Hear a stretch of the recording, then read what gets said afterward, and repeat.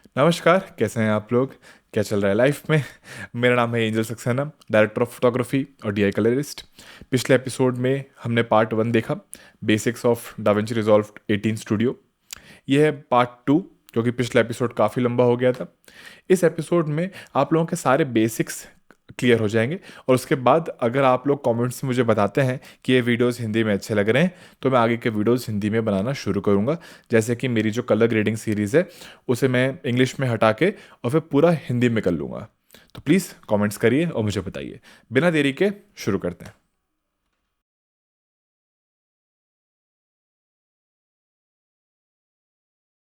थोड़ी देर हम बात कर लेते हैं वीडियो ट्रैक्स की।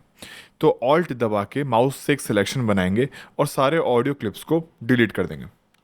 अब इस टाइमलाइन को सिंप्लीफाई करने के बाद हमारे पास ये वीडियोस बचे हैं जो केवल एक ही ट्रैक पर बिछे हुए हैं। इसके ऊपर कुछ नहीं है।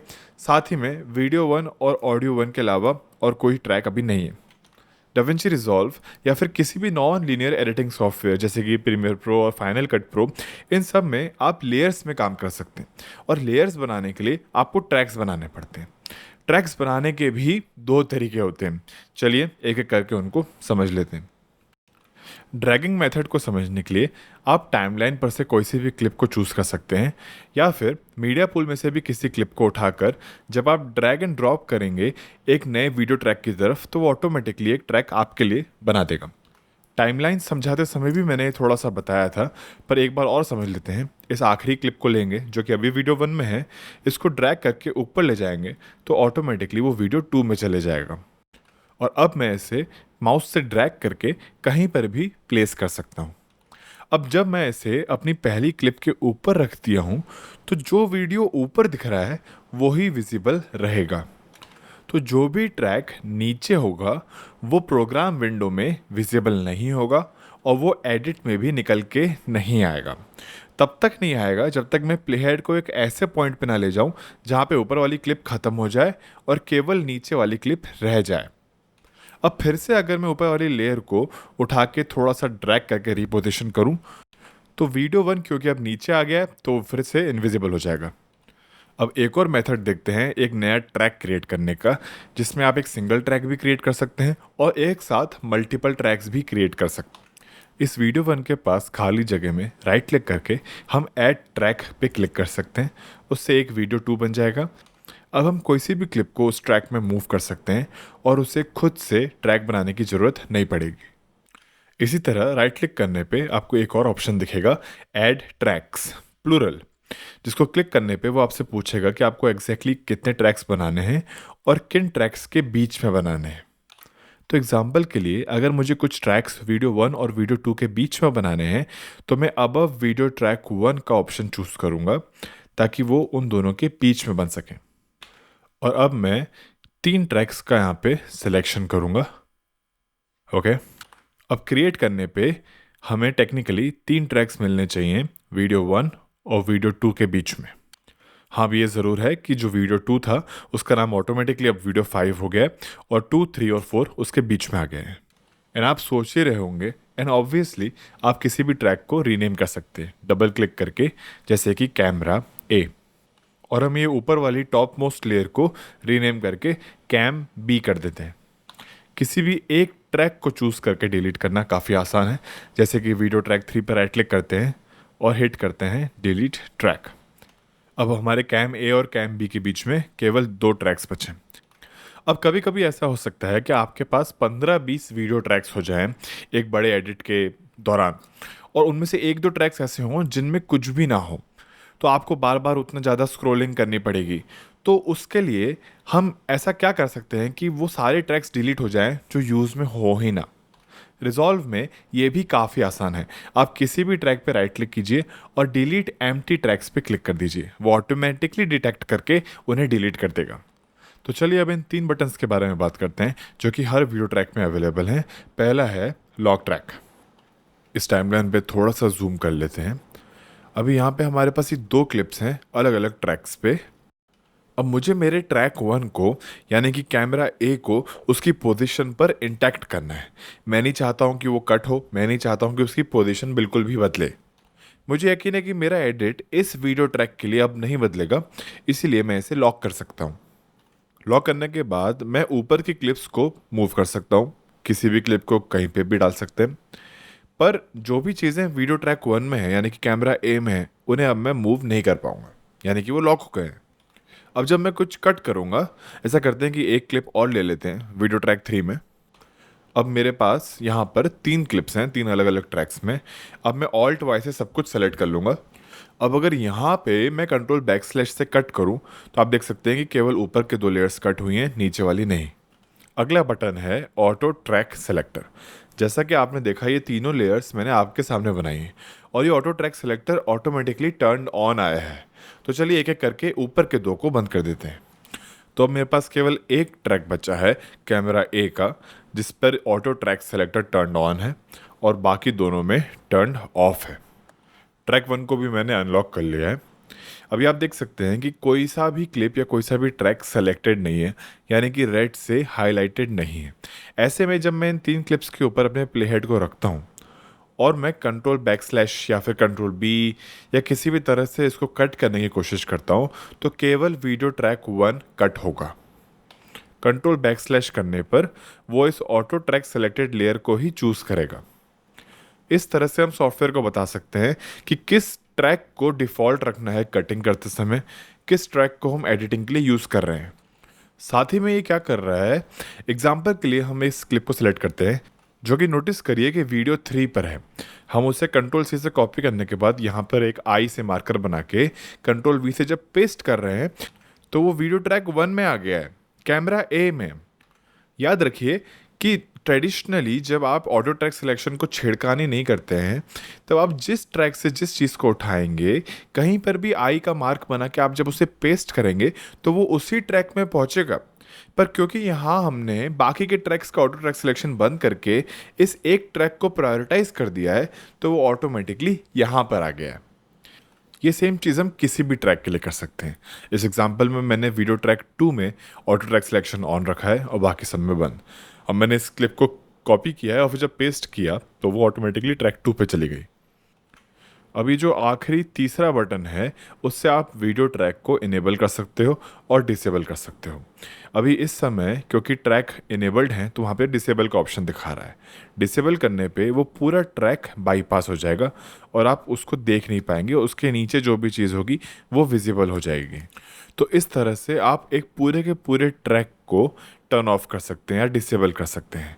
आपको एक एक करके हर क्लिप को जाके डिसेबल नहीं करना पड़ेगा। पर अगर आप एक क्लिप को करना चाहें, ट्रैक को वापस इनेबल करते हैं, जिस क्लिप को बंद करना है उससे क्लिक करेंगे और डी दबा के उसे डिसेबल कर देंगे। फिर से डी दबाएंगे तो वो फिर से इनेबल हो जाएगा। हमारे जो ऑडियो ट्रैक्स होते हैं वो इस लाइन से सेपरेटेड होते हैं। साथ ही में आप देख सकते हैं कि ऑडियो ट्रैक्स का कलर है ग्रीन और वीडियो ट्रैक्स का बाय डिफ़ॉल्ट कलर है ब्लू।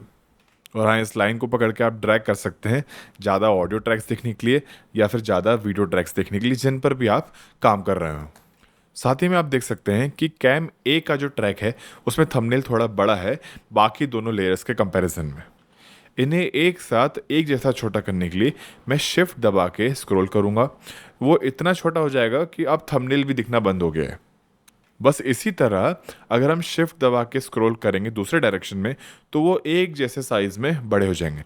अगर मुझे सिर्फ वीडियो ट्रैक 1 की थंबनेल को बड़ा करना हो, तो मैं ट्रैक 1 और ट्रैक 2 के बीच की लाइन को पकड़ूंगा और माउस से थोड़ा सा ड्रैग करूंगा, जिससे मेरा सिर्फ ट्रैक 1 का थंबनेल बढ़ जाएगा। अब हल्का सा टाइमलाइन में जूम इन करने पे थंबनेल और क्लियर दिखने लगेगा। अब हम सीखेंगे ट्रैक्स की पोजीशन को एक दूसरे से बदलना। कैमरा ए पे राइट क्लिक करके मैं मूव ट्रैक अप करूंगा, तो कैमरा ए ऊपर पहुंच जाएगा और कैमरा बी नीचे आ जाएगा। राइट क्लिक करके मैं एक सबटाइटल ट्रैक भी ऐड कर सकता हूं, पर सबटाइटल्स की बात हम इस वीडियो सीरीज़ में नहीं करेंगे। उसके अलावा हमारे पास डिलीट ट्रैक है, डिलीट एम्प्टी ट्रैक्स हैं। साथ ही में हमारे पास चेंज ट्रैक कलर भी है। रिजॉल्व में आप किसी भी क्लिप के कलर को चेंज कर सकते हो, मेरे पास तो उसके शॉर्टकट्स भी हैं। पर उसके अलावा आप पूरे के पूरे ट्रैक के कलर को भी बदल सकते हैं। फॉर एग्ज़ाम्पल, ये ट्रैक 2 में कैम ए में राइट क्लिक करके चेंज कलर में जाके मैं बेज कर दूंगा, तो पूरी की पूरी फुटेज जो उस ट्रैक पे होगी उसका कलर बेज हो जाएगा। इसके बाद भी आप इंडिविजुअली क्लिप्स को दूसरा कलर दे सकते हैं, कुछ इस तरह। मैं अपने शॉर्टकट का यूज़ करके कलर दूंगा, पर जैसे ही आप उसको डिफ़ॉल्ट कलर पर सेट करेंगे तो वो वापस बेज हो जाएगा। इस तरह से अपनी क्लिप्स और ट्रैक्स को कलर करने से आप एक कॉम्प्लेक्स एडिट में थोड़ी सी क्लैरिटी ला सकते हैं। अब आप भी देखिए अपने वीडियो 1 पर यहाँ पे एक रेड कलर से हाईलाइटेड बॉक्स होगा। इस पे क्लिक करने पे ये हाईलाइट बंद हो जाता है। पर ये बहुत इंपॉर्टेंट है कि किसी ना किसी एक वीडियो ट्रैक पे एटलीस्ट ये बॉक्स ऑन रहे। अगर कोई सा भी बॉक्स हाईलाइटेड नहीं रहा तो उससे एक सिंपल दिक्कत है कि आप किसी भी एसेट को जब ड्रैग एंड ड्रॉप करेंगे तो वो सिंपली आ ही नहीं पाएगा और इस तरह से एरर बताएगा। आप किसी भी क्लिप को ट्रैक कर सकते हैं। तो कभी बाय चांस कोई मीडिया आपके ट्रैक्स में ना आ पा रहा हो तो आप एक बार मेक श्योर करना कि आपका कोई ना कोई एक वीडियो ट्रैक हाईलाइटेड रहे और फिर आप उसे इंपोर्ट कर पाएंगे। और हाईलाइट किसी भी बॉक्स पे हो, जब आप ड्रैग एंड ड्रॉप करेंगे तो आप किसी भी ट्रैक में डाल सकते हैं। अब आप सोच रहे होंगे कि ये हाईलाइट बाय डिफ़ॉल्ट केवल एक बॉक्स में क्यों होता है। वो इसीलिए क्योंकि वो उस वीडियो ट्रैक को हाईलाइट कर रहा है या फिर एक डिफ़ॉल्ट की तरह ट्रीट कर रहा है। तो फॉर एग्जांपल जब हम F9 दबाते हैं मीडिया पुल पर किसी क्लिप में, तो उस क्लिप को वो इंसर्ट करता है। इस तरह से एक आई पॉइंट और ओ पॉइंट बनाने से अपनी टाइमलाइन पर आप एक लिमिट सेट करते हैं उस पर्टिकुलर फाइल के इंसर्ट होने की। हम F9 यूज़ करेंगे इस फाइल को इंसर्ट करने के लिए। एंड जैसा कि आप देख सकते हैं, क्योंकि मेरा V1 सेलेक्टेड था तो उसने V1 पे उसको इंपोर्ट कर दिया। चलिए अब हम ये ग्रीन सर्कल सेलेक्ट करते हैं, एक और सिलेक्शन बनाएंगे आई से। आप जिस भी ट्रैक को हाईलाइट करेंगे वो ट्रैक V1 बन जाता है और फिर वही डिफ़ॉल्ट बन जाता है इंसर्ट करने के लिए। एक और बार देखते हैं, एक ब्लू सर्कल लेंगे, एक आई पॉइंट से सिलेक्शन बनाएंगे, जिस भी ट्रैक को हाईलाइट करेंगे वो V1 बन जाएगा और इंसर्ट उसी को डिफ़ॉल्ट करने लगेगा। आप देख सकते हैं कि केवल वीडियो ट्रैक सेलेक्ट करने पे वो अलग अलग ट्रैक्स में इंसर्ट हो गया। चलिए इन सबको एक साथ ऑर्गेनाइज करते हैं। अब एक वाइट बैकग्राउंड के ऊपर जब इन तीनों लेयर्स को रखेंगे तो आप देख सकते हैं कि ये तीनों क्लीन सर्कल्स हैं और उनके पीछे कोई भी बैकग्राउंड नहीं है।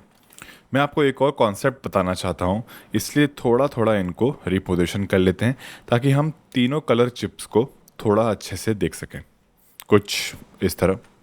चलिए, तो अब हम लेयरिंग को सबसे अच्छे तरीके से समझने की कोशिश करेंगे। हमारा जो ब्लू सर्कल है वो सबसे ऊपर है वीडियो ट्रैक 3 पे।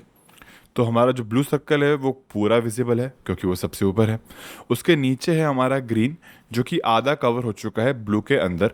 और फिर जो रेड लेयर है वो उन दोनों के ही अंदर है, तो ग्रीन भी उसके ऊपर है और ब्लू भी उसको कवर कर रहा है। क्या होगा अगर हम इन लेयर्स को थोड़ा सा मिक्स कर दें? देखते हैं। हम अपनी ब्लू लेयर पे जाएंगे जो कि अभी हमारे स्टैक में सबसे ऊपर है। इंस्पेक्टर में थोड़ा नीचे आने पे हमें यहाँ पे एक कंपोजिट का पैनल मिलेगा। अगर इंस्पेक्टर नहीं दिख रहा हो तो उसको क्लिक करके आप इनेबल कर सकते हैं या फिर कोलैप्स कर सकते हैं। बाय डिफ़ॉल्ट ये कंपोजिट मोड नॉर्मल पे होता है, पर इसके ड्रॉप डाउन मेन्यू में बहुत सारे ब्लेंडिंग मोड्स हैं जो आप ट्राई कर सकते हैं। जो भी लेयर टॉप मोस्ट होगी वो सबसे ज़्यादा विजिबल होगी। चलिए इस ग्रीन वाले को एक मूव ट्रैक अप करते हैं। अब इस एग्जाम्पल से आपको ये समझना है कि ट्रैक्स की पोजीशंस कितनी इंपॉर्टेंट है। जो ट्रैक ऊपर होगा वो सबसे ज़्यादा विजिबल होगा और उसके नीचे वाले ट्रैक्स उतने ही दबते जाएंगे।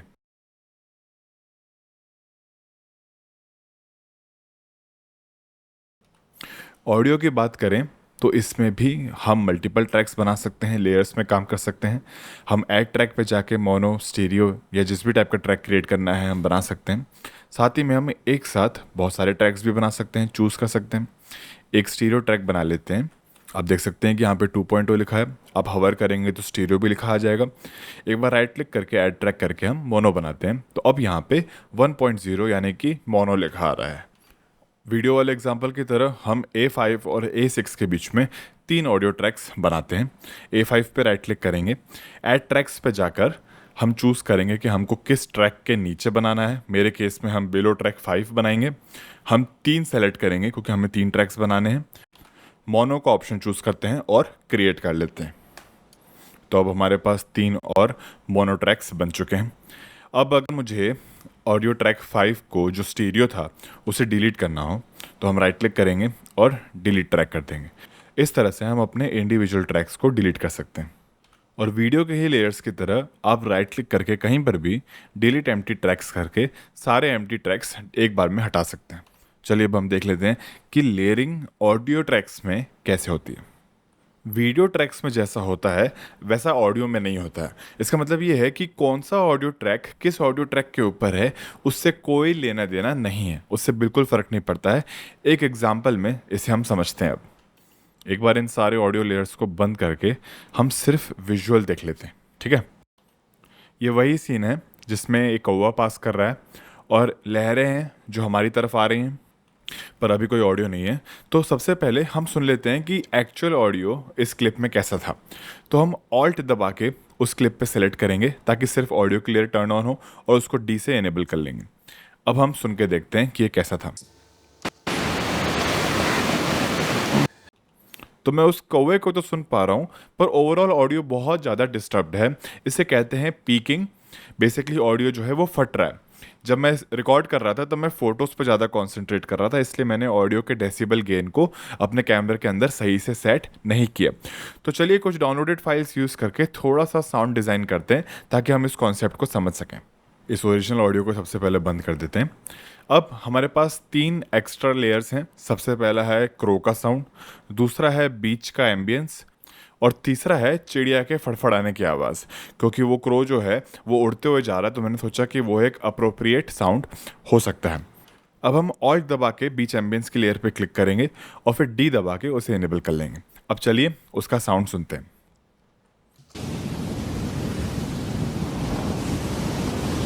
बीच का ये एम्बियंस अब काफ़ी बेटर है, बिल्कुल भी क्लिपिंग वगैरह नहीं है।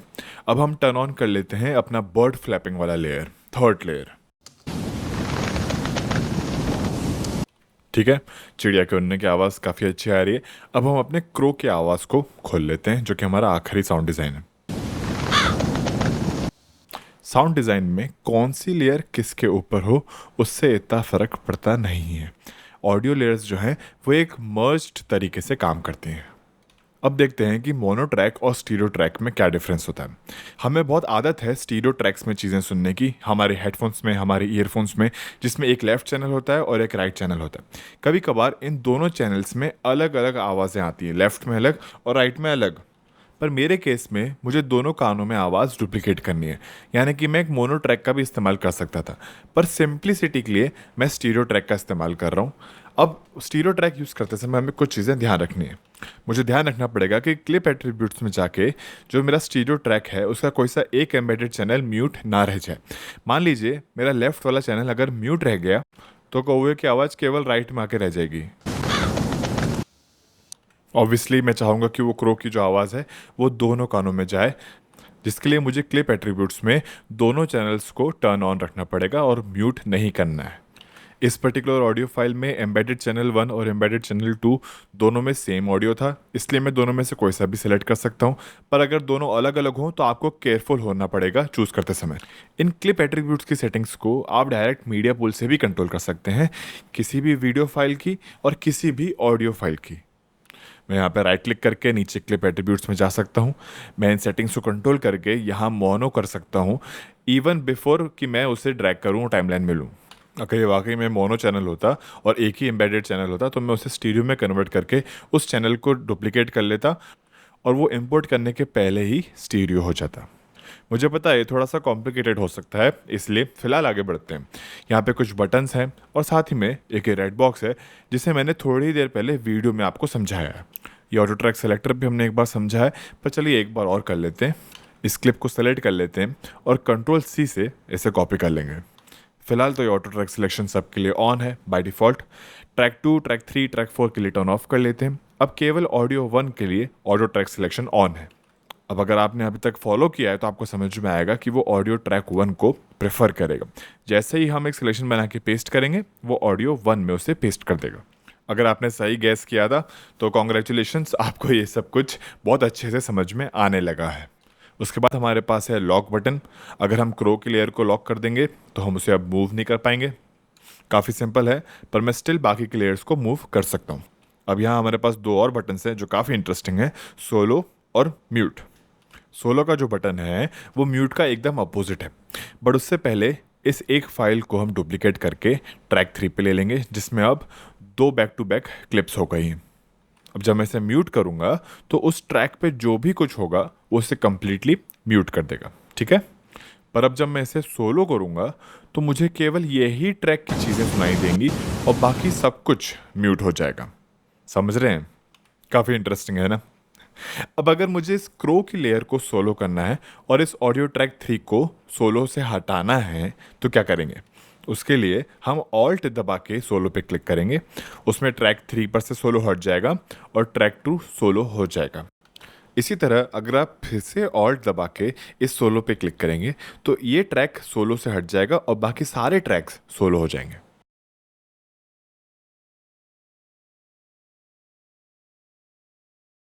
अगर इंस्पेक्टर का टैब खुला नहीं हो कुछ इस तरह तो उसे क्लिक करके आप एक्सपेंड कर सकते हैं, या चाहें तो बंद कर सकते हैं ताकि आपकी प्रोग्राम विंडो को ज़्यादा जगह मिले।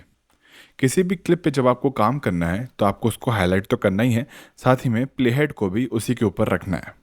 जैसा कि आप देख सकते हैं इन सेटिंग्स को हम कोलैप्स और एक्सपेंड कर सकते हैं।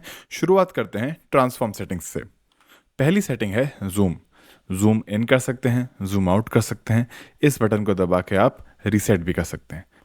मैं इसे अनलिंक कर सकता हूँ इस बटन से ताकि मैं फुटेज को वर्टिकली और हॉरिजॉन्टली स्ट्रेच कर सकूँ। पोजीशन का यूज़ करके मैं अपनी फुटेज को एक्स एक्सिस पे पैन कर सकता हूँ और वाई एक्सिस पे टिल्ट कर सकता हूँ। इन चार ऑब्जेक्ट्स को देखते हुए थोड़ा सा जूम इन करते हैं, फिर पोजीशन का एक्स स्लाइडर यूज़ करके थोड़ा सा पैन करते हैं कुछ इस तरह, एंड फिर पोजीशन का वाई एक्सिस यूज़ करके उसको टिल्ट करके फाइनल फ्रेम करते हैं। इस तरह से हम अपने ट्रांसफॉर्म को मैनेज करते हैं और इस बटन के यूज़ से आप सारी सेटिंग्स को एक बार में रीसेट कर सकते हैं। फिर ये है रोटेशन कंट्रोल। इसे बोलते हैं एंकर पॉइंट का एक्स एक्सिस और वाई एक्सिस, जो हम किसी आगे के वीडियो में समझेंगे। और इन दो कंट्रोल्स को बोलते हैं पिच एंड यॉ। अब इस पैनल को बंद करके हम क्रॉपिंग को एक्सपेंड करेंगे। क्रॉपिंग को हमने एस्पेक्ट रेशियो समझते हुए थोड़ा बहुत तो आइडेंटिफाई किया था। आप इन सारे स्लाइडर्स को मूव करके अपना डिज़ायर्ड क्रॉप या फिर बॉक्स जो भी है बना सकते हैं। साथ में आप इसमें एक सॉफ्टनेस भी ऐड कर सकते हैं। चलिए सब कुछ रीसेट करते हैं। अब नीचे है डायनामिक जूम, जो हम आने ही वाले कुछ समय में डिस्कस करेंगे। उसके बाद है कॉम्पोजिट मोड। कॉम्पोजिट्स को भी अपन ने कुछ देर पहले ही डिस्कस किया था वीडियो ट्रैक समझते हुए। ये एकदम फोटोशॉप के कॉम्पोजिट मोड्स की तरह काम करता है, जिसमें आप अलग अलग ब्लेंडिंग मोड्स यूज़ करके फुटेजेस को ब्लेंड कर सकते हैं। स्पीड चेंज को इस वीडियो के लिए छोड़ देते हैं। उसके बाद है स्टेबलाइजेशन, जिससे आप किसी भी फुटेज को स्टेबलाइज कर सकते हैं। अगर आपकी कोई हैंडहेल्ड फुटेज हो और आपको उसको स्टेबल करना हो तो आप बिल्कुल इसका इस्तेमाल कर सकते हैं। इसके बाद है लेंस करेक्शन, जो कि मैं बाय डिफ़ॉल्ट ऑन ही रहने देता हूँ। उसके अलावा रीटाइम एंड स्केलिंग भी अपन ने डिस्कस करी थी एस्पेक्ट रेशियो वाले वीडियो में। सुपर स्केल को भी आप फिलहाल इग्नोर कर सकते हैं। अब जैसे मैंने कहा था, वापस आ जाते हैं डायनेमिक जूम पे। किसी भी इमेज पे क्लिक करेंगे, प्लेहेड को उसकी स्टार्टिंग पे रखेंगे, डायनेमिक जूम को ऑन कर लिया है और अब हम फुल स्क्रीन करके देख सकते हैं कि हल्का हल्का सा जूम इन इसमें हो रहा है, जो कि काफ़ी सिनेमैटिक लग रहा है। इस मूवमेंट को रिवर्स करने के लिए हम डायनामिक जूम ऑप्शन में जाके इसे स्वैप कर सकते हैं। तो अब जो फ्रेम है वो पुश बैक होगा, यानी कि पुश आउट। अब इसे रीसेट करके हम टर्न ऑफ भी कर देंगे और अब मैं आपको सिखाऊंगा कि इसे मैन्युअली कैसे करना है। इसमें आपको ज़रूरत पड़ेगी किसी न किसी प्रकार की फ्रेम एनिमेशन की। एनिमेशन शुरू करने के लिए हमें जूम के पास जो एनिमेशन का बटन है वो दबाना है, और वो भी पहले फ्रेम पे जहाँ से हमें एनिमेशन शुरू करना है। बटन दबाने पे वो रेड हाईलाइट हो जाएगा और ये वाला आइकॉन दबाने पे हम उस एनिमेशन फ्रेम को देख सकते हैं। और मैं चाहता हूँ कि ये जूम इन यहाँ तक रहे। अब हमें फिर से एनिमेशन पॉइंट पे क्लिक करना रहेगा और अब मैं यहाँ पर एक और पॉइंट देख पा रहा हूँ। इन पॉइंट्स के बीच में आप ब्रैकेट कीज़ का इस्तेमाल करके मूव कर सकते हैं। पहले एनिमेशन पॉइंट पे जाके मैं जूम को 1.2 पे सेट कर रहा हूँ और जो दूसरा एनिमेशन पॉइंट है वो अनअफेक्टेड रहेगा, ऑटोमेटिकली 1.0 पे ही रहेगा। अब प्लेबैक पे वो 1.2 से 1.0 तक जूम आउट होगा।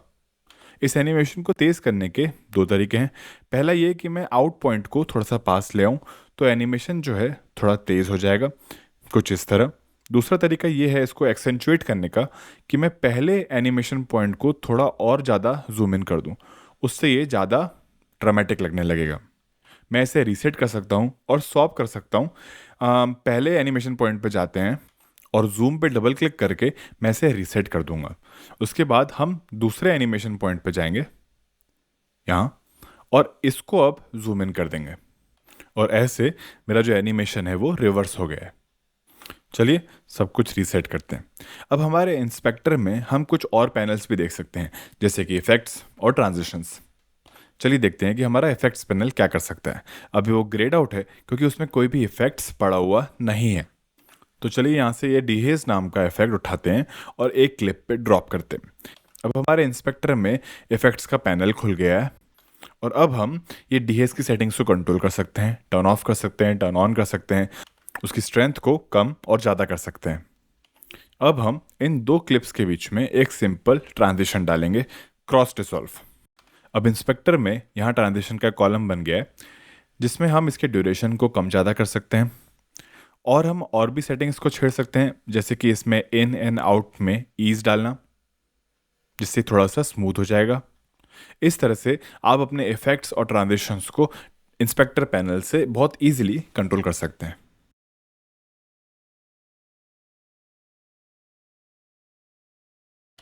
ऑडियो के इंस्पेक्टर सेटिंग में सबसे पहली सेटिंग होती है वॉल्यूम की, जिससे हम इसके गेन यानी कि डेसिबल लेवल को कम कर सकते हैं और बढ़ा सकते हैं। इसके बाद है पैनिंग सेटिंग। एक बार हम पहले वॉल्यूम को रिसेट कर लेते हैं। अगर हम लेफ़्ट में पैन करेंगे तो हमें केवल लेफ़्ट कान से ही आवाज़ आएगी, है मरीन ड्राइव का, जो कि मुंबई में है। और इसी तरह हम अपने राइट कान के लिए भी कर सकते हैं, स्लाइडर को पूरा राइट ले आके। पॉपुलर टूरिस्ट लोकेशन है। मैं एक बहुत ही बढ़िया एआई फंक्शन है डाविंची रिजॉल्व में जिसका नाम है वॉइस आइसोलेशन। वॉइस आइसोलेशन बहुत ही बढ़िया ढंग से काम करता है और मैं अपने सारे करंट वीडियोस में इसे यूज़ कर रहा हूँ, क्योंकि मेरा जो इन्वायरमेंट है और जो मेरा वर्क स्टेशन है वो काफ़ी फेयर नॉइस डेवलप कर रहा है। इसको टर्न ऑन करके आप इस सेटिंग को एक्सपेंड कर सकते हो और फिर इस स्लाइडर को यूज़ करके आप लेवल डिसाइड कर सकते हो कि आपको कितने इंटेंसिटी में वॉइस आइसोलेशन करना है। साथ ही में आप इस बटन को दबा के इस स्लाइडर के थ्रू भी आप सेट कर सकते हो और फिर इसके प्रीसेट्स भी बना सकते हो। चलिए इसे रीसेट करते हैं। तो वॉइस आइसोलेशन करता ये है कि वो आपके आसपास की नॉइस को हटा देता है और केवल आपके वोकल चैनल को रहने देता है। कभी कभार इससे थोड़ा वोकल में भी डिस्टरबेंस आ सकता है, तो आपको थोड़ा सा केयरफुल रहना है और 100 पे यूज़ नहीं करना है। तो किसी भी सर्टेल अमाउंट में 20, 30, 40% पे आप इसको यूज़ कर सकते हैं। उसके अलावा डायलॉग लेवलर भी एक ऐसा फंक्शन है जो आप अपने ऑडियो को, डायलॉग्स को मिक्स करने के लिए यूज़ करेंगे अगर आपका प्रोजेक्ट काफ़ी बड़ा है तो। पिच का कंट्रोल काफ़ी इंटरेस्टिंग है। चलिए इस एग्जांपल से समझते हैं। अगर मैं इसे कम कर दूंगा तो मेरी आवाज़ हैवी हो जाएगी और दूसरे साइड ले जाऊंगा तो मेरी आवाज़ एकदम पतली हो जाएगी। लोग ले गए सुबह सुबह, आई थिंक विरार से लोकल ट्रेन। तो इस तरह से आप अपनी आवाज़ को क्रिएटिवली चेंज कर सकते हैं रिजॉल्व के अंदर ही। अब इसके बाद जो दो नेक्स्ट ऑप्शंस हैं, इक्वलाइज़र और स्पीड चेंज, उसे हम इस वीडियो के कोर्स में नहीं लेते हैं। अब जब आप अपनी वॉल्यूम लेवल्स को एडजस्ट कर रहे हों और वीडियो को एक्सपोर्ट करने के लिए ऑलमोस्ट तैयार हों, तब एक बार अपने ऑडियो लेवल्स को चेक कर लेना चाहिए। और ऑडियो लेवल्स को हमेशा सुन के चेक करने की ज़रूरत नहीं है, पर मीटर्स का यूज़ करके आप उन्हें विजुअली भी आइडेंटिफाई कर सकते हैं कि वो सही हैं या नहीं है। चलिए इस ऑडियो को फिर से स्टार्टिंग से सुनते हैं। और ये जो मीटर है ये विजिबल नहीं होगा अगर हमारा मिक्सर वाला पैनल कोलैप्स्ड होगा। तो उसे ओपन कर लेते हैं और उसे मीटर पे सेट कर लेते हैं इस तरह से, ताकि थोड़ी कम जगह ले। अब मेन चीज़ जो मैटर करती है वो ये है कि आपके डायलॉग या कोई भी साउंड एक पर्टिकुलर रेंज तक ही जाना चाहिए और कोई भी साउंड 0 डेसिबल तक जाके टच नहीं होना चाहिए जहाँ पे वो रेड हो जाता है। तो चलिए हम एक बार सुन के देखते हैं। मेरे चैनल पे मैं जैसे कि आप देख सकते हैं मेरा जो ऑडियो है वो करीब करीब -7 डेसिबल तक पहुंच रहा है। एंड यही वो रेंज है जहाँ पे मैं अपने डायलॉग्स को रखना चाहता हूँ। -6 और इवन -5 डेसिबल्स भी डायलॉग्स के लिए बढ़िया हैं। अब एक बार म्यूजिक को देखते हैं। ये -2 डेसिबल्स टच कर रहा है और -2 भी इसीलिए क्योंकि मैंने इंस्पेक्टर पे ऑडियो का गेन -2 कर रखा है। अगर ये नहीं किया होता तो वो 0 डेसिबल्स टच कर रहा होता, क्योंकि म्यूजिक जो है वो 0 डेसिबल्स पे मिक्स किया जाता है। इस वीडियो में मैं नहीं चाहता था कि म्यूजिक 0 डेसिबल्स पे मास्टर हो, क्योंकि वो बहुत ज़्यादा लाउड लग रहा था मुझे।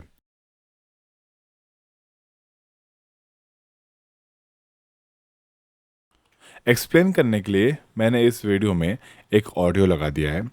एंड क्योंकि स्टार्टिंग में मोन्टाज है तो ऑडियो का लेवल मैं शुरुआत में थोड़ा सा ज़्यादा रखना चाहता हूँ। चलिए एक बार प्ले करके देखते हैं।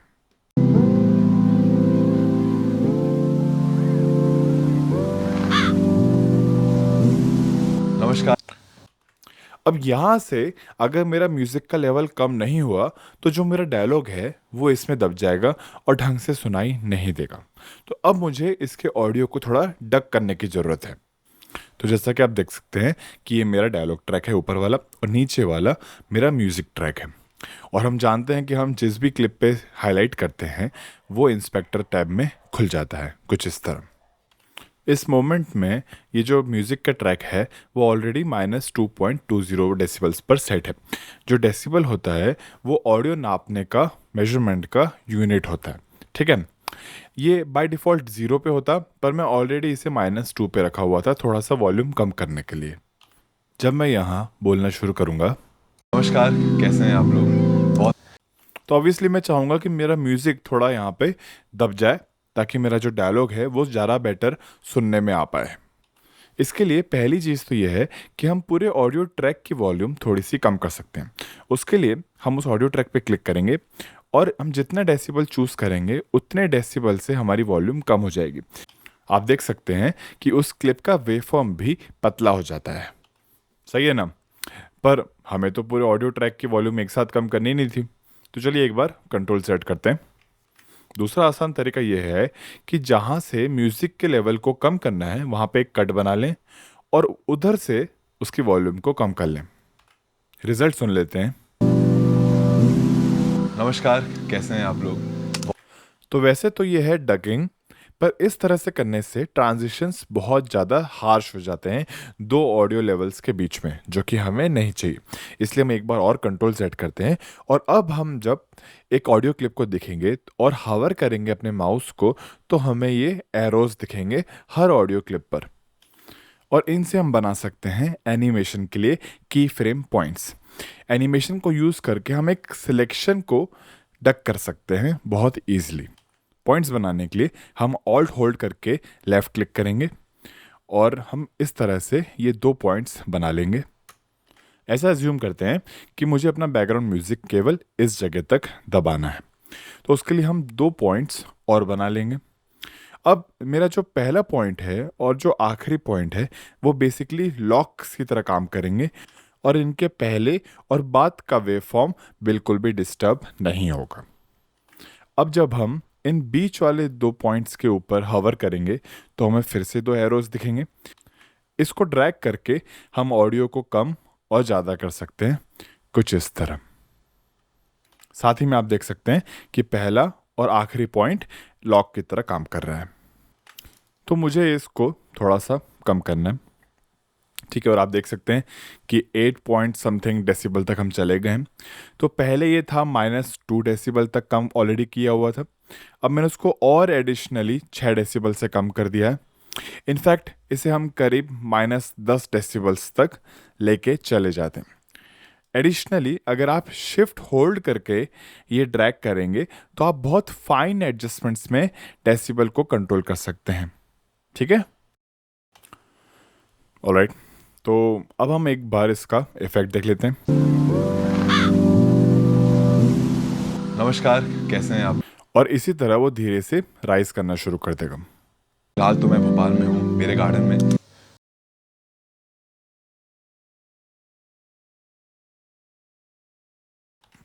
अगर आप किसी भी क्लिप पे क्लिक करेंगे, थोड़ा सा थंबनेल बढ़ा लेते हैं। ऑलराइट, हर क्लिप के बिगिनिंग और एंड में यहाँ एक एरो होता है। इस एरो को यूज़ करने पे आप एक डिप टू ब्लैक टाइप का इफेक्ट बना सकते हैं खुद से। चलिए इसे एक बार प्ले करके देखते हैं।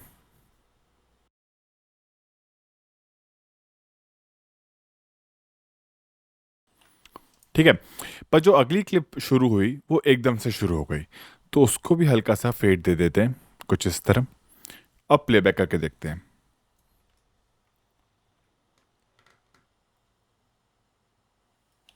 तो ये सबसे आसान तरीका है अपनी दो क्लिप्स के बीच में ट्रांजिशन ऐड करने का। तो इसको एक बार अपन रीसेट कर लेते हैं। अब हमारे पास ये दो क्लिप्स हैं। चलिए इनके बीच में एक स्मूथ क्रॉस डिसॉल्व क्रिएट करते हैं। तो यहाँ लेफ्ट में आप इफेक्ट्स का पैनल एक्सपेंड कर सकते हैं अगर बंद हो तो। फिर यहाँ वीडियो ट्रांजिशंस में आप ये बहुत बड़ी लाइब्रेरी एक्सप्लोर कर सकते हैं। तो इफेक्ट्स लाइब्रेरी में हमें मिलेगा ये क्रॉस डिसॉल्व। इसे लेकर हम अपनी क्लिप्स के बीच में ले जाके रख सकते हैं, पर हमारे इस केस में ये क्रॉस डिसॉल्व यहाँ पर नहीं लग पा रहा है।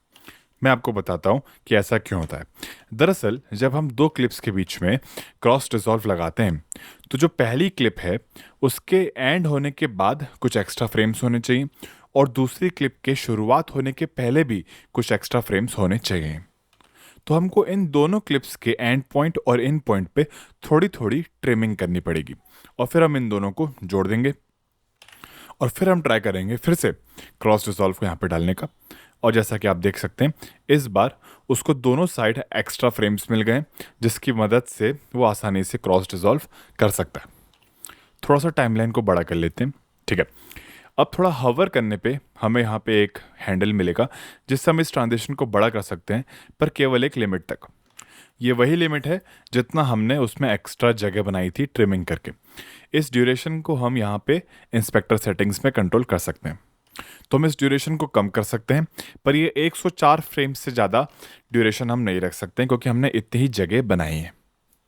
तो चलिए अब इसका भी एक बार रिजल्ट देख लेते हैं प्लेबैक में।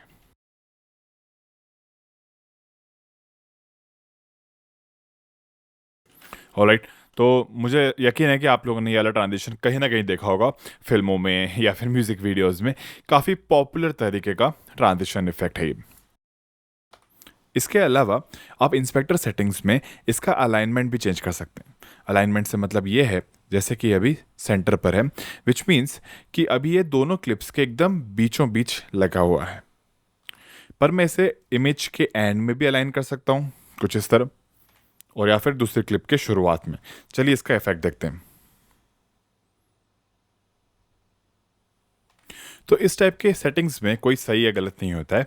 आपको एक बार एक्सपेरिमेंट करके देखना पड़ेगा कि कौन सी सेटिंग आपके पर्टिकुलर ट्रांजिशन में बेटर सूट हो रही है और फिर आप वो वाली सेटिंग को यूज़ कर सकते हैं। एंड ऐसा तो कई बार हो ही सकता है कि दोनों में से कोई एक क्लिप में आपके पास एक्स्ट्रा फ्रेम्स हो ही ना।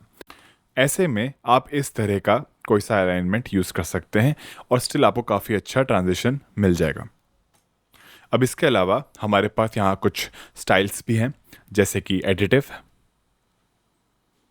बढ़िया, चलिए वापस इसे रिस्टोर करते हैं वीडियो मोड में जो कि इसका डिफ़ॉल्ट था। अब हमारे पास ईज़ की सेटिंग्स हैं, इसे इन एंड आउट पे करते हैं और ट्रांजिशन को सेंटर कर देते हैं। आप देखेंगे कि यहाँ पे एक कर्व बन गया है इस ट्रांजिशन वाली जगह में, तो इसे थोड़ा सा बड़ा कर लेते हैं देखने के लिए और फिर हम प्लेबैक करके देखते हैं।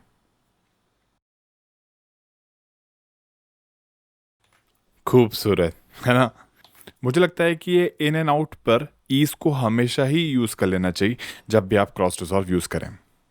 यहाँ ट्रांजिशन कर्व में आप देख सकते हैं कि ये अपने आप को एनिमेट कर रहा है। ये 0 से शुरू हो रहा है और 1 पे जाके ख़त्म हो रहा है। इन सेटिंग्स के साथ और खेलने के लिए यहाँ एनिमेशन के बटन पे क्लिक करके हम एनिमेशन पॉइंट्स देख सकते हैं। अब ये जो हैंडल्स हैं जब हम इन्हें यूज़ करते हैं तो फुटेज ब्लैक में मर्ज हो जाती है। ऐसा इसलिए क्योंकि इन क्लिप्स के नीचे कुछ भी नहीं है। तो चलिए एक एक करके इन क्लिप्स को हम ऊपर कर देते हैं। हम इफ़ेक्ट्स में से एक सॉलिड कलर को ड्रैग कर लेते हैं, ट्रांजिशन के जितना थोड़ा बड़ा कर लेंगे, फिर जनरेटर में जाके उसे कोई सा भी कलर दे सकते हैं, फॉर एग्जांपल वाइट कर लेते हैं। और अब जब हम ये स्लाइडर्स यूज़ करेंगे तो ये डिप होके वाइट में ट्रांजिशन करेगा और फिर वापस वाइट से उस फुटेज पे आ जाएगा। सिंपल टर्म्स में इसका मतलब ये है कि ये जो स्लाइडर्स हैं ये बेसिकली ओपेसिटी को अफेक्ट कर रहे हैं। तो इन क्लिप्स के नीचे जो भी कलर होगा या जो भी इमेज होगी वो इन स्लाइडर्स के थ्रू रिवील होगी। चलिए एक बार इन ओपेसिटी स्लाइडर्स को रीसेट करते हैं। अब हम एक और प्री बिल्ट इफेक्ट ट्राई करेंगे जिसका नाम है डिप टू कलर डिसॉल्व। इसको थोड़ा बड़ा करने के बाद हम जनरेटर में इसका कलर चेंज कर देंगे, वाइट कर देंगे इसे, और अभी उसी तरीके से काम करेगा जैसा हमने अभी अभी देखा था।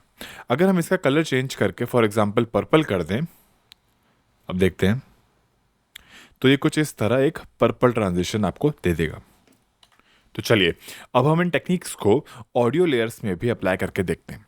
हमारे पास ये दो क्लिप्स हैं जिन्हें हम थोड़ा सा कम लाउड कर देते हैं ताकि वो चुभे ना।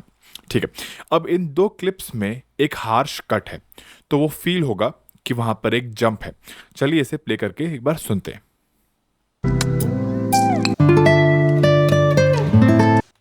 क्लियरली अभी इन दोनों क्लिप्स के बीच का जो कट है वो काफ़ी अब्रप्ट है। तो जिस तरह से वीडियो के हैंडल्स को हम ओपेसिटी को डिप टू ब्लैक करने के लिए यूज़ करते हैं, उसी तरह हम ऑडियो को भी फेड कर सकते हैं। तो इस तरह से हम पहले फेड आउट करेंगे ऑडियो को और धीरे से वो ज़ीरो से वापस से उठेगा और फेड इन होगा, तो हमको एक स्मूथ ट्रांजिशन कर्व मिलेगा। चलिए सुन के देखते हैं।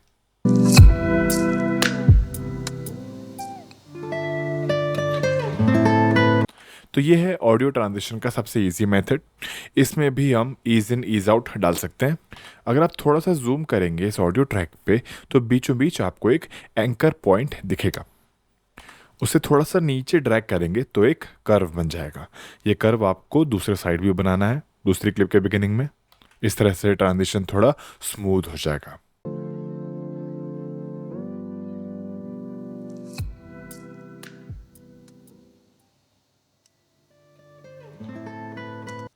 इस मैनुअल तरीके के अलावा हमारे पास कुछ प्री बिल्ट ऑडियो ट्रांजिशंस भी हैं रिजॉल्व में, उन्हें भी देख लेते हैं। यहाँ पर ये क्रॉस फेड है, जिसे हम जब ड्रैग एंड ड्रॉप करने की कोशिश कर रहे हैं तो वो सेंटर में नहीं आ रहा है। और बिल्कुल वीडियो क्लिप्स की तरह हमें ऑडियो को भी थोड़े एक्स्ट्रा फ्रेम्स देने पड़ेंगे ताकि हमारा जो ट्रांजिशन है वो इस तरह से बीच में आ सके। इस क्रॉस फेड को मैंने थोड़ा सा बड़ा कर दिया है, तो अब इस ट्रांजिशन को एक बार सुन के देखते हैं। हम सुन सकते हैं कि सॉफ्टवेयर ने इन दोनों साउंड्स को आपस में मर्ज कर दिया। ये स्मूदर तो है बट उतना स्मूथ नहीं जितना वो फेड आउट और फेड इन होता है, और इसे कहते हैं क्रॉस फेडिंग।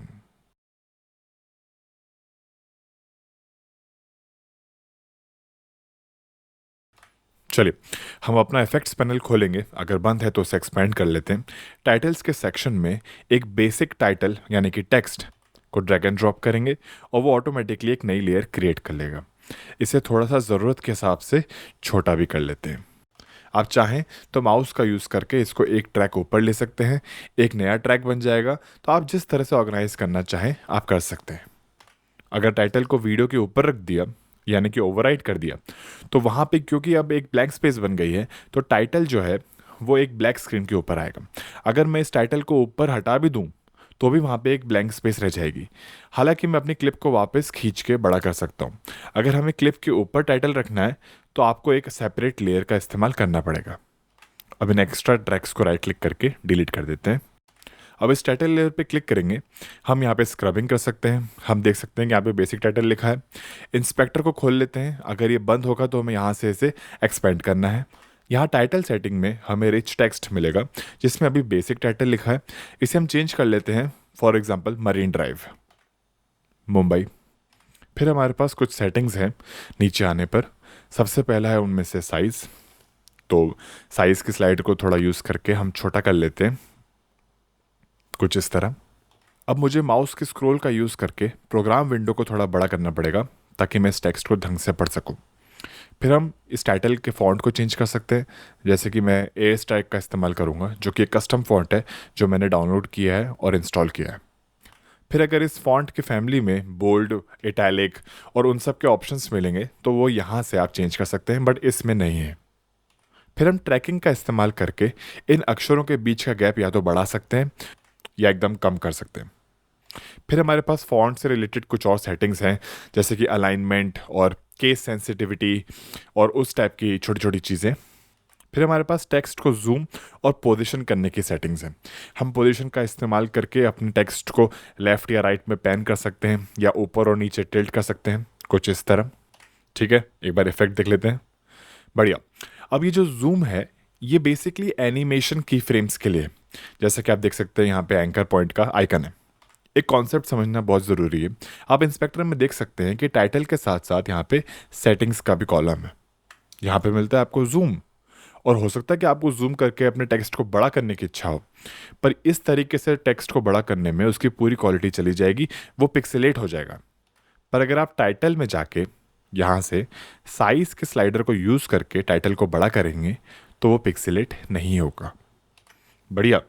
पर वो जूम की सेटिंग्स हैं क्यों? चलिए इसको एक बार थोड़ा सा छोटा करते हैं। ग्रेट।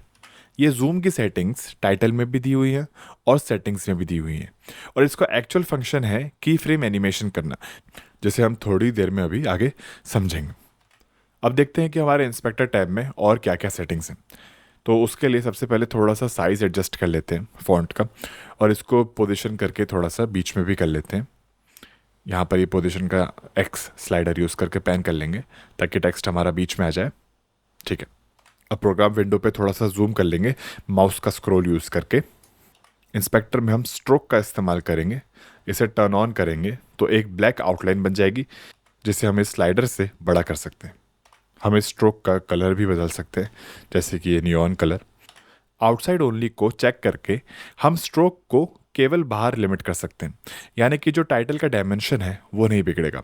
अगर ये बटन बंद रह गया तो हमारा जो स्ट्रोक है वो अंदर के टेक्स्ट को पूरा खा जाएगा। इसे अंडू करके अब ड्रॉप शेडो समझते हैं। ड्रॉप शेडो से हम टेक्स्ट की विजिबिलिटी को थोड़ा सा बढ़ाते हैं। तो ये एक्स ऑफसेट को यूज़ करके हम एक शेडो क्रिएट करेंगे और फिर उसे वाई ऑफसेट से बैलेंस कर देंगे। मैं इन स्लाइडर्स के ऊपर ड्रैग कर रहा हूँ माउस को उन नंबर्स को एडजस्ट करने के लिए। उसके बाद हम इसका ब्लर कंट्रोल कर सकते हैं इस स्लाइडर से, और साथ ही में इसकी ओपेसिटी भी। और इस तरह से हमारी एक ड्रॉप शेडो बन चुकी है। एंड नीचे हमारे पास एक सेटिंग है जिसका नाम है बैकग्राउंड। देखते हैं क्या करता है। इसकी थोड़ी सी हाइट बना लेंगे और साथ ही में थोड़ी सी विड्थ, और इस तरह से हमारा एक बैकग्राउंड बन जाएगा टेक्स्ट के लिए। अब एक बार थोड़ा टेक्स्ट को छोटा कर लेते हैं और इसकी विड्थ को भी थोड़ा सा कम कर लेते हैं, कुछ इस तरह। और ये जो कर्व हल्का सा है इसे हम शार्प कर सकते हैं और स्मूथ कर सकते हैं इस स्लाइडर का इस्तेमाल करके। और फाइनली हम इसकी ओपेसिटी कंट्रोल कर सकते हैं। और ये हैं सारे कंट्रोल्स टाइटल के लिए हमारे इंस्पेक्टर पैनल में। एंड ऑब्वियसली हम इन सेटिंग्स को भी इस्तेमाल कर सकते हैं पोजीशन वगैरह चेंज करने के लिए, पर मैं जूम करना एडवाइस नहीं करूँगा। पर हम रोटेशन वगैरह यूज़ कर सकते हैं और नीचे जाके क्रॉपिंग वगैरह यूज़ कर सकते हैं, जैसा कि हम एक ट्रेडिशनल वीडियो क्लिप के साथ करते हैं। चलिए अब ये सब चीज़ों को हटाते हैं, एक बार इसको थोड़ा सा सिंपल करते हैं, और अब हम सीखेंगे कि एक टेक्स्ट को कलर कैसे करते हैं। आपको यहाँ कलर के आइकन पे क्लिक करना है। फिर आप इन ग्रेडियंट में से कुछ भी चूज़ कर सकते हैं, इस स्लाइडर में से या फिर इन प्रीसेट्स में से भी। हम एक ऑरेंज चूज़ करते हैं, इसे ओके करते हैं, एंड इस तरह से आप अपने टेक्स्ट को कलर कर लेते हैं। अब अगर हमको 2 लेयर के टेक्स्ट बनाने हो तो हम ये मिडिल लोअर थर्ड का इस्तेमाल कर सकते हैं। इसमें आप देख सकते हैं कि 2 रिच टेक्स्ट बनते हैं। रिच टेक्स्ट 1 में टाइटल लिखा हुआ है और नीचे जाएंगे तो रिच टेक्स्ट 2 में सैम्पल लिखा हुआ है। अब ऑब्वियसली मैं इनको रीनेम कर सकता हूँ और कुछ भी लिख सकता हूँ, या फिर मैं कम्प्लीटली उसे डिलीट भी कर सकता हूँ, और हम दोनों को ही सिमिलर ढंग से कंट्रोल कर सकते हैं। हमारे पास कुछ इफेक्ट बेस्ड टाइटल्स भी हैं और कुछ VFX टाइप के टाइटल्स भी हैं, फ्यूजन वाले।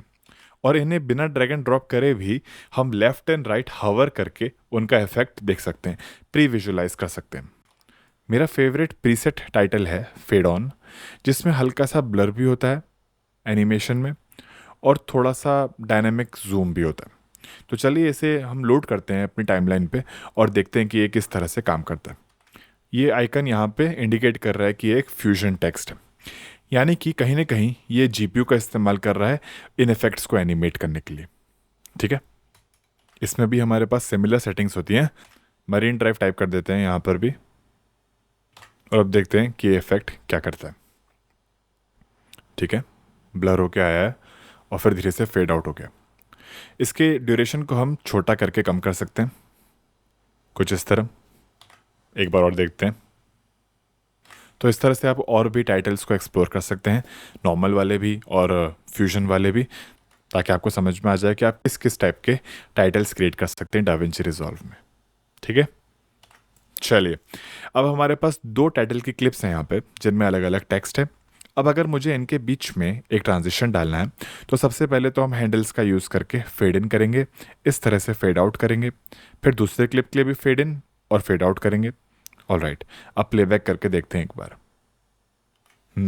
थोड़ा छोटा हो गया, तो इनको बीच में ले लेते हैं और दोनों क्लिप्स को बड़ा कर देते हैं, दोनों साइड स्ट्रेच करके। ठीक है, अब इनके फेड के ड्यूरेशन को भी थोड़ा और स्ट्रेच कर देते हैं ताकि हमारा ट्रांजिशन ज़्यादा स्मूथ हो जाए। अब जो प्लेबैक है वो बढ़िया है, राइट, यही चाहिए था। आप देख सकते हैं कि इस तरह से हम एक simple fade in transition create कर सकते हैं अपने टेक्स्ट्स के लिए। पर चलिए एक क्रॉस रिजॉल्व डालने की कोशिश करते हैं। उसके लिए हम इन fade in fade out points को एटलीस्ट बीच में से हटा देते हैं। फिर वीडियो ट्रांजिशंस में थोड़ा ऊपर जाने के बाद हमें मिलेगा क्रॉस डिसॉल्व, उसे बीच में डाल देते हैं और फिर उसका इफेक्ट देखते हैं। तो ये बन गया एक सिंपल क्रॉस डिसॉल्व। तो चलिए अब इन्हें हम कंट्रोल सेट करते हैं और एक बार मैनुअल एनिमेशन भी सीख लेते हैं। तो अब फेड तो हमने कर ही रखा है हैंडल से, इसमें एक डायनामिक जूम भी डाल देते हैं। तो हम इंस्पेक्टर में जाएंगे, सेटिंग में नीचे आने के बाद हमें डायनामिक जूम मिलेगा। तो अभी जूम आउट हो रहा है इसमें, हम चाहें तो इसे ऑप्शंस में जाके स्वैप करके इसे इन्वर्ट कर सकते हैं ताकि एक जूम इन वाला इफेक्ट दे दे। ठीक है, हम इसमें एक रोटेशन का एनिमेशन भी डाल सकते हैं, तो उसके लिए ये ओपेसिटी वाले हैंडल्स हटा देते हैं। ठीक है, तो हम अपनी क्लिप को पहले क्लिक करके हाईलाइट करेंगे, फिर सेटिंग्स में हम रोटेशन को ढूंढेंगे। ढूंढने के बाद हम पहले फ्रेम पे जाके एक की पॉइंट बनाएंगे, पहले फ्रेम पे जाके और यहाँ से की पॉइंट। अब बीच में कहीं अंदाजे से जहाँ पे वो एनिमेशन ख़त्म होना चाहिए वहाँ पे हम एक और की पॉइंट बना देंगे। फिर पहले की पॉइंट पे जाके बहुत थोड़ा सा रोटेशन का स्लाइडर मूव कर देंगे और बस। अब एक बार प्लेबैक देखते हैं। तो इस तरह से वो एक रोटेशन से होते हुए और फिर नॉर्मल हो जाएगा। इस तरह से आप अपने टेक्स्ट को की फ्रेम एनिमेशन दे सकते हैं, बिल्कुल वैसे जैसे हम वीडियो क्लिप्स को देते हैं। अगर आपको ये टाइटल्स और ग्राफिक्स को एज अ टेम्पलेट यूज़ करना है ताकि आप इन्हें बार बार रिपीटेडली यूज़ कर सकें, तो आप एक टाइमलाइन बना के रख सकते हैं और इस टाइमलाइन को आप अपने टेम्पलेट प्रोजेक्ट में रख सकते हैं। यहाँ पर मैं ये टाइटल कॉपी करूँगा जो कि वीडियो ट्रैक 2 में है, और जिस टाइमलाइन में मुझे पेस्ट करना है वहाँ पर मैं आ जाऊँगा। अब यहाँ पर वीडियो ट्रैक 2 ऑलरेडी एम्प्टी है, तो मैं एक आई पॉइंट बना के कंट्रोल वी करके पेस्ट कर सकता हूँ, वो ऑटोमेटिकली ट्रैक 2 में ही जाएगा। पर अगर आपके टेम्पलेट में कोई फाइल ट्रैक 1 में है और आपको ट्रैक 2 में पेस्ट करना है, तो आप ट्रैक 1 में से ऑटो ट्रैक सेलेक्टर बंद कर लीजिए और ट्रैक 2 में ऑन रहने दीजिए, तो ऑटोमेटिकली वो वहाँ पे पेस्ट हो जाएगा कुछ इस तरह। अब ये टाइटल्स इस एस्पेक्ट रेशियो के हिसाब से गलत पोजीशन है, तो हम इनको साथ में सिलेक्शन करेंगे और पोजीशन से एडजस्ट कर देंगे।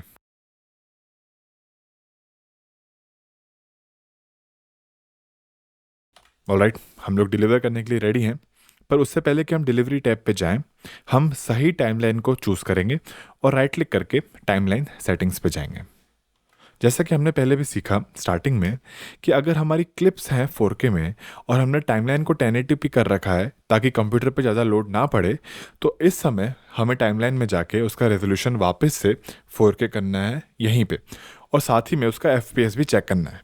मान लीजिए टाइमलाइन का फ्रेम रेट रह गया है 24 FPS या फिर 30 FPS रह गया और फुटेज एक्चुअल में शूट हुई है 25 FPS पर, तो ऐसे केस में हमें पहले जाके उसका FPS कैरेट करना पड़ेगा। उसके लिए अगर आपने पार्ट 1 नहीं देखा है तो आप प्लीज़ जाके देख लीजिए। एक बार FPS सही हो जाएगा टाइमलाइन का, उसके बाद ही हम डिलीवर टैब पे आगे बढ़ेंगे। इन सेटिंग्स के साथ सेटिस्फाई होने के बाद ओके दबाएं। अब हमें एडिट पेज में रह के एक सिलेक्शन क्रिएट करना है जितने एरिया को हमें एक्सपोर्ट करना है।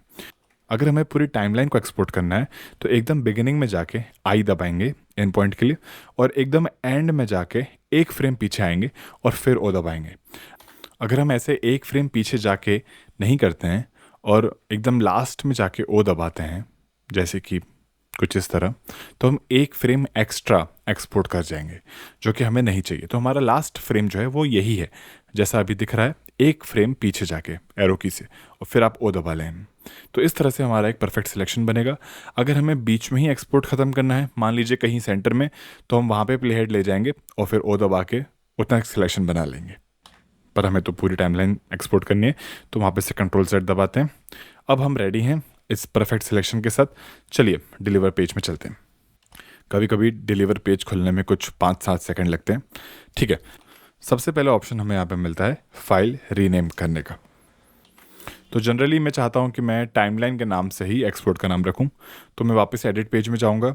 टाइमलाइन जो मेरी है उस पर मैं एक बार क्लिक करूँगा उसके नाम पे, तो एक सिलेक्शन बन जाएगा। उसे मैं कंट्रोल C से कॉपी करके वापस डिलीवर पेज में जाके कंट्रोल V से पेस्ट कर दूँगा। देखा जाए तो यही प्रोफेशनल तरीका है अपने एक्सपोर्ट्स करने का, ताकि आपको एक पर्टिकुलर वर्जन नंबर मिल जाए और एक डेट का रेफरेंस मिल जाए, किस तारीख में किस टाइम में आपने एक्सपोर्ट किया है। तो अब एक लोकेशन दे देते हैं, मैं डेस्कटॉप पे ही डाल दूँगा इस एग्जांपल के लिए। ओके, इसको ओके करके और अब हमारे पास फाइल नेम है और लोकेशन है। सबसे पहले हमारे पास फिर ऑप्शन आता है सिंगल क्लिप और इंडिविजुअल क्लिप का। अगर आपकी सेटिंग इंडिविजुअल क्लिप पर होगी तो आपका एक एक क्लिप इंडिविजुअली रेंडर हो जाएगा, इंडिविजुअली एक्सपोर्ट हो जाएगा, जिससे आप किसी और एडिटर को दे सकते हैं, या उसके और भी कई तरीके हो सकते हैं, कई कई यूसेज हो सकते हैं। तो इस तरह से आप इंडिविजुअल क्लिप को इस्तेमाल कर सकते हैं। पर अगर आपको ये पूरा एडिट एक साथ एक्सपोर्ट करना हो एक वीडियो में, जैसा कि नॉर्मली होता है, तो आपको सिंगल क्लिप ऑप्शन चूज़ करना है, ना ही कि इंडिविजुअल क्लिप। अब हमारे पास है video, audio and file settings. सबसे पहले हम वीडियो सेटिंग्स देखते हैं। बाय डिफ़ॉल्ट ये चेक बॉक्स ऑन रहता है, अगर ये ऑफ रह गया तो केवल ऑडियो एक्सपोर्ट होगा। फॉर्मेट्स की अगर बात करें तो अगर आप मैकबुक पे हैं तो क्विक टाइम आपके लिए बेस्ट है, पर विंडोज़ में भी क्विक टाइम का ऑप्शन आपके पास है। कोडेक्स में जनरली आप H.264 में एक्सपोर्ट करना चाहेंगे, पर आपके पास यहाँ पे बहुत सारे ऑप्शंस हैं। उसके बाद इनकोडर, अगर आपके पास कोई ग्राफिक कार्ड है डिस्क्रीट या इंटीग्रेटेड तो आप चूज़ कर सकते हैं। अगर आप रिजॉल्व का फ्री वर्जन यूज़ कर रहे हैं तो वो GPU का इस्तेमाल नहीं कर पाएगा। अगर आप मेरी तरह स्टूडियो वर्जन यूज़ कर रहे हैं तो आप एक्सपोर्ट करते समय और इन जनरल प्लेबैक के समय GPU को यूज़ कर पाएंगे और आपको काफ़ी बेटर रिजल्ट्स मिलेंगे और काफ़ी बेटर स्पीड्स मिलेंगी। नेक्स्ट सेटिंग है रेजोल्यूशन की। जो भी आपने टाइमलाइन सेटिंग्स में नेटिव रेजोल्यूशन रखा होगा वही यहाँ पे बाय डिफ़ॉल्ट आता है, जैसे कि यहाँ पे 4K आ रहा है। उसके बाद है FPS यानी कि फ्रेम्स पर सेकंड। आपने टाइमलाइन बनाते समय जो FPS चूज़ किया होगा वो जनरली यहाँ पे आके लॉक हो जाता है और उसे आप इजीली चेंज नहीं कर सकते हैं। उसकी एक बहुत ही कॉम्प्लिकेटेड प्रोसेस है जो कि मैं आने वाले कुछ वीडियोस में बनाऊंगा। इसके बाद है क्वालिटी। आप चाहें तो इसे रिस्ट्रेन कर सकते हैं किसी पर्टिकुलर किलोबाइट्स पर सेकंड पर। 4K के लिए मैं 45,000 किलोबाइट्स सजेस्ट करता हूँ और 2K यानी कि फुल HD के लिए मैं अराउंड 25,000 किलोबाइट सजेस्ट करता हूँ। पर ये जनरली यूट्यूब के गाइडलाइंस हैं जो मैंने आपको बताई। बाकी प्रोफेशनली अगर आप एडिट करेंगे तो आपकी गाइडलाइंस में आपको मिलेगा कि आपका डिलीवरी कितने बिट रेट पे होना चाहिए। तो जैसा मैंने कहा यूट्यूब के लिए मैं 45,000 पे छोड़ूंगा। उसके बाद एनकोडिंग प्रोफाइल जितनी ज़्यादा हो उतनी बेटर। जनरली मैं इसे हाई पे रहने देता हूँ, तो वो काफ़ी अच्छी एनकोडिंग क्वालिटी हो जाती है। इन नेक्स्ट ऑप्शन इन की फ्रेम्स वगैरह को आप अभी फ़िलहाल इग्नोर कर सकते हैं। उसके बाद आप बिटरेट को वेरिएबल रख सकते हैं, चाहें तो कांस्टेंट रख सकते हैं। वेरिएबल बिटरेट ऑब्वियसली कंसिस्टेंट नहीं होता है, पर वो कहीं कहीं पे आपका फाइल साइज़ बचाने के लिए कोशिश कर लेता है। तो वो डिपेंड करता है आपकी सिचुएशन कैसी। अगर आपकी कोई रिक्वायरमेंट है तो आप कांस्टेंट बिटरेट ही चूज़ करिए। प्रीसेट में जनरली चूज़ करता हूँ वेरी स्लो, ताकि इसे जितना टाइम लेना है वो उतना टाइम ले, बट परफॉर्मेंस में कभी कोई कमी ना रहे। ट्यूनिंग वगैरह को इस वीडियो में छोड़ देते हैं। उसके बाद लुक अहेड जो है वो काफ़ी इंटरेस्टिंग सेटिंग है, बट थोड़ी एडवांस्ड है, तो फिलहाल अभी आगे बढ़ते हैं यहाँ से। उसके बाद एडवांस सेटिंग्स का एक ड्रॉप डाउन मेन्यू है। बड़ी काफ़ी सारी सेटिंग्स कलर ग्रेडिंग से रिलेटेड हैं और अभी तक हम वहाँ पहुँचे नहीं हैं, तो फिलहाल इसे भी हम स्किप कर देते हैं। हालांकि जितना हमने सीखा है, अगर आप एक नॉर्मल एडिट करते हो तो इन सब सेटिंग्स को आप डिफ़ॉल्ट रहने दे सकते हो, आपको कोई दिक्कत नहीं होगी। उसके बाद हैं सबटाइटल सेटिंग्स। सबटाइटल्स भी हमने करना अभी सीखा नहीं है, पर इस तरह से अगर आपने करा हो तो आप बर्न कर सकते हैं अपने सबटाइटल्स को अपने वीडियो के साथ। ऑलराइट, अब बात करते हैं ऑडियो सेटिंग्स की। अगर आपने वीडियो वाला फॉर्मेट क्विक टाइम पे रखा हुआ था तो आपको यहाँ पे लीनियर PCM मिलेगा, साथ ही में आपको IEEE फ्लोट मिलेगा जो कि बहुत हाई क्वालिटी ऑडियो होता है। पर अगर हम वीडियो को MP4 कर देते हैं तो हमें ऑडियो केवल AAC मिलेगा, जो कि ऑब्वियसली उतना अच्छा नहीं होता है। पर अगर कभी MP4 में एक्सपोर्ट करना ही पड़े तो ट्रैक डेटा रेट को 320 kbps से कम मत रखना। उसके बाद आता है सैम्पल रेट, जो कि ज़्यादातर केसेस में 48,000 पे ही रिकॉर्ड होता है ऑडियो, और 48,000 हमको डिलीवरी में भी रखना है। आउटपुट को हम अभी स्टीरियो पे छोड़ देते हैं। उसके बाद है ऑडियो नॉर्मलाइजेशन। इसके ड्रॉप डाउन मेन्यू में आपको कुछ प्रीसेट्स मिलेंगे, जैसे कि यूट्यूब या नेटफ्लिक्स के रिक्वायरमेंट ऑडियो के लिए। आप इसको कस्टम मोड पे भी सेट कर सकते हैं ताकि आप किसी पर्टिकुलर डिलीवरी रिक्वायरमेंट को DBFS में मैनेज कर सकें, पर ये थोड़ी सी एडवांस चीज़ है, तो अभी फ़िलहाल इससे आगे बढ़ते हैं। एक बार वीडियो की सेटिंग्स में जाके फॉर्मेट को वापस से क्विक टाइम कर देते हैं ताकि हम ऑडियो में लीनियर PCM सेलेक्ट कर सकें। अब लीनियर PCM के साथ आपको बिट डेप्थ का ऑप्शन मिलता है जिसमें आपको मिनिमम 24 सेलेक्ट करना है, और सैम्पल रेट मोस्ट केसेस में 48,000, ना उससे कम ना उससे ज़्यादा। और बाकी की सेटिंग लीनियर PCM में भी सिमिलर हैं, जैसे कि ट्रैक नॉर्मलाइजेशन वगैरह। इसको हम चूज़ कर सकते हैं ऑन या ऑफ। अब चलते हैं फाइल में। चलिए एक बार इन सेटिंग्स को भी देख लेते हैं। फाइल नेम के लिए दो सेटिंग्स हैं, कस्टम और टाइमलाइन। टाइमलाइन मोड में अगर आप जाते हैं तो ये टाइमलाइन को ऑटोमेटिकली डिटेक्ट करके उसका नाम यूज़ कर लेता है। पर आप कस्टम पे क्लिक करके उस टाइमलाइन के बीच में कुछ एडिशनल इन्फॉर्मेशन ऐड कर सकते हैं, जैसे कि 4K और जितना मेगाबाइट पे आप उसको टारगेट करना चाह रहे हैं। इस तरह से आप एडिशनली कुछ इन्फॉर्मेशन डाल सकते हैं। और फिर हम वीडियो में जाते हैं या फिर कहीं से भी ऐड टू रेंडर क्यू करना है।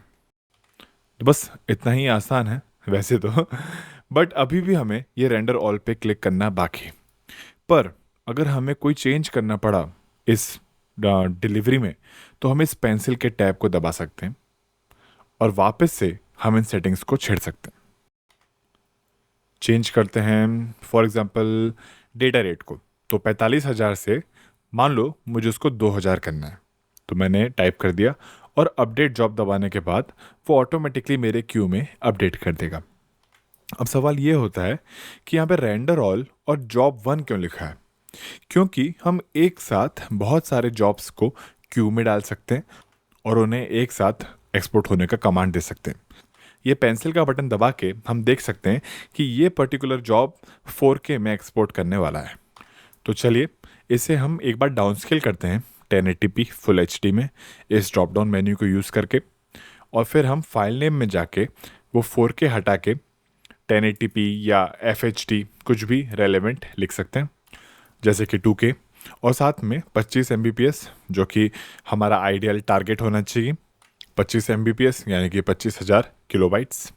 अब मैं नीचे जाके ऐड न्यू जॉब का बटन दबा सकता हूँ, तो मेरे 2 जॉब्स यहाँ पे क्यू हो गए हैं। अब मैं जॉब 1 में पेंसिल का बटन दबा के उसकी पर्टिकुलर सेटिंग्स चेक कर सकता हूँ। आप देख सकते हैं कि 3840/2160 पे है और 50,000 KB पे है, और दूसरे जॉब के पेंसिल बटन दबा के मैं देख सकता हूँ कि ये 1920 पे है और 25,000 KB पे है। तो इस तरह से हमारी सेम टाइमलाइन के 2 अलग अलग वर्जन्स रेडी हैं एक्सपोर्ट होने के लिए, जो अलग अलग सेटिंग्स पे एक्सपोर्ट होंगे बट सेम टाइमलाइन को, सेम डेटा को यूज़ करते हुए। पर ये तो हुई केवल सेटिंग्स चेंज करने की बात। पर अगर आपको एडिट में भी कुछ चेंजेस करने हो तो आपको अपनी टाइमलाइन को पहले डुप्लीकेट करना पड़ेगा और उस डुप्लीकेट टाइमलाइन पे आपको एक सेपरेट जॉब क्रिएट करना पड़ेगा। अगर आपने एक ही टाइमलाइन को जॉब बनाने के बाद उस पर फिर से कुछ एडिट कर लिया, मान लीजिए आपने एक टेक्स्ट डाल दिया और आपने उसका भी एक जॉब बना लिया, तो आप याद रखें कि आपका पिछला वाला जॉब भी इन करेंट चेंजेस को अप्लाई करते हुए ही एक्सपोर्ट करेगा। चलिए अब एक एग्जांपल देख लेते हैं। इस एग्जांपल के लिए हम एक बेसिक टेक्स्ट क्रिएट करेंगे टाइमलाइन की एकदम शुरुआत में। अब जब हम डिलीवर पेज में जाएंगे तो इस टाइमलाइन पर ऑलरेडी हमारे 2 जॉब्स बने हुए हैं, अलग अलग रेजोल्यूशन के और बिटरेट के, जैसा हमने बनाए थे। तो हमारे दोनों रेंडर्स, क्योंकि हमने अभी तक रेंडर तो किए नहीं, तो जो भी हमने चेंज किया है इस टाइमलाइन में वो इन जॉब्स में रिफ्लेक्ट होगा। तो वैसे तो हमने ये जॉब्स क्रिएट किए थे टाइटल डालने के पहले, पर क्योंकि हमने अभी तक रेंडर नहीं किया है तो ये टाइटल इन दोनों जॉब्स में आ जाएगा।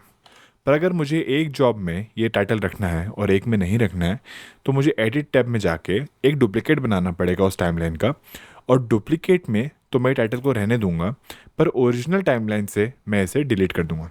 अब इस डुप्लीकेट टाइमलाइन का हम थोड़ा सा नाम चेंज कर देते हैं, जैसे कि स्टार्टिंग में कट टू ऐड कर देते हैं और एंड में हम टाइम को भी अपडेट कर देते हैं क्योंकि टाइम थोड़ा सा चेंज हो गया। अब इस डुप्लीकेट टाइमलाइन से मैं डिलीवरी पेज में जाऊंगा और मैं ऐड टू रेंडर क्यू कर दूंगा। अब ये जॉब 3 जो है इसमें तो ये बेसिक टाइटल रहेगा, पर जॉब 2 में जब हम पेंसिल बटन दबाएंगे तो हम देखेंगे कि वो टाइटल अब नहीं है, और जॉब 1 में भी वो टाइटल अब नहीं रहेगा। सेव करके हम देख सकते हैं। ठीक है, अब मैं सिलेक्शन क्रिएट कर सकता हूँ कि मुझे कौन कौन से जॉब्स एक्सपोर्ट करने हैं, या फिर मैं Ctrl+A दबा के सबको साथ में सेलेक्ट करके और रेंडर ऑल का बटन दबा सकता हूँ। इस तरह से एक एक करके आपके सारे रेंडर्स शुरू हो जाएंगे, पर आपको बैठ के एक एक बार बटन नहीं दबाना पड़ेगा, एक ही बार में आपका पूरा काम हो जाएगा। तो चलिए अब हम सीखते हैं कि अगर सिर्फ ऑडियो को रेंडर करना हो या फिर एक्सपोर्ट करना हो तो उसकी क्या सेटिंग्स होती हैं। तो सबसे पहले तो हमें ये एक्सपोर्ट वीडियो के चेकबॉक्स को बंद करना है। अब जब हम ऑडियो में जाएंगे तो हमें कोडेक के साथ साथ फॉर्मेट का भी ऑप्शन आएगा, क्योंकि अब हमें इस ऑडियो को एक कंटेनर भी देना है, राइट। फॉर एग्जांपल के लिए ये कंटेनर क्विक टाइम भी हो सकता है, MP4 भी हो सकता है, साथ ही में वेव भी हो सकता है। इन सब में सबसे अच्छा है वेव ऑडियो के लिए। हम सैम्पल रेट को 48,000 रखेंगे फिर से, और बिट डेप्थ को कम से कम 24। और बस इन सब सेटिंग्स का तो आपको ऑलरेडी पता ही है। इसको भी ऐड टू रेंडर क्यों करेंगे। और अब आप देख सकते हैं कि इसमें एंड में डॉट वेव लिखा है, जबकि पिछले वालों में डॉट MOV या फिर डॉट MP4 वगैरह होगा। और हाँ, ध्यान रखना कि आपका सिलेक्शन सही हो और जो जो ट्रैक्स आपको ऑन रखने थे वो म्यूटेड ना हो। तो उम्मीद करता हूँ कि आप लोगों के सारे बेसिक्स हिंदी में क्लियर हो चुके होंगे। आपको जो भी टॉपिक्स और समझने हो प्लीज़ मुझे कमेंट्स करके बताइए। कलर ग्रेडिंग के ट्यूटोरियल्स हिंदी में देखने या नहीं देखने हैं वो भी मुझे कमेंट करके बताइए। Thank you so much for watching. मिलता हूँ आप लोगों से बहुत जल्द।